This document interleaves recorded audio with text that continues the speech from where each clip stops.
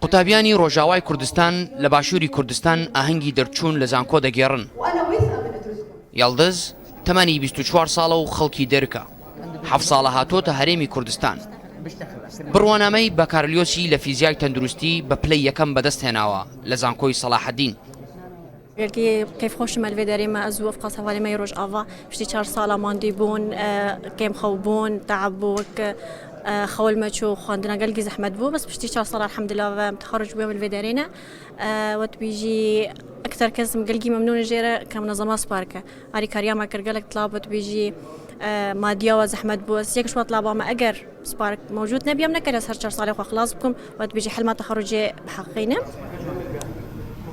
108 قوتابی پەنابەری ڕۆژاوای کوردستان ئاهەنگی دەرچوونیان دەگێڕن.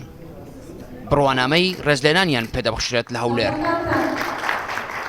سەیران نۆرەدین قوتابیکی دیکەی زەماڵەی ڕێکخراوی سپارکە بە پشگیری دارایی یەکێتی ئەوروپا. ئەو دەرچووی بەشی کیمیایە.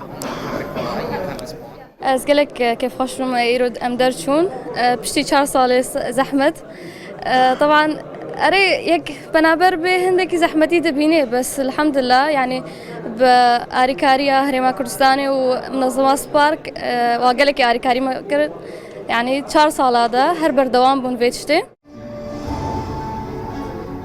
لەگەڵ هاتنی ئەو شەپۆڵەنەوەی پەنابەران بۆ هەرێمی کوردستان نوێنەری یەکێتی ئەوروپا لە هەرێمی کوردستان دەڵێت زیاتر کار دەکەین بۆ زیادکردنی پشگیریە دارایەکانیان لە بواری پەروەردە و فێرکردن.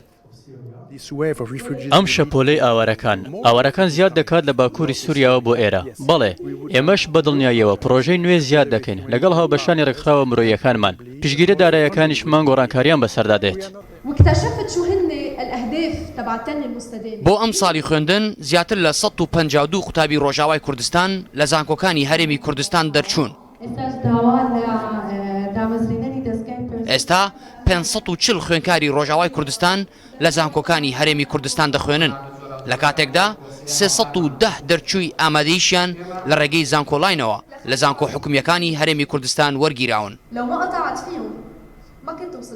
چەندین بەشی جیاواز چەندین قوتابی لە ڕۆژ ئاوای کوردستانەوە پەنابەریەتی و نەهامەتی و خراپی دۆخی ڕۆژاوە نەیتوانی ڕایانگرێت و ئەوان کۆڵیان نەدا توانین بڕوانامە لە چەندین بەشی جیاواز بەدەست بخەن و بەشکم بە تواناکانی خۆیان بتوانن هەندێ لە نەهامەتی و دەردەسەریەکانی ڕۆژاوە کەم بکەنەوە.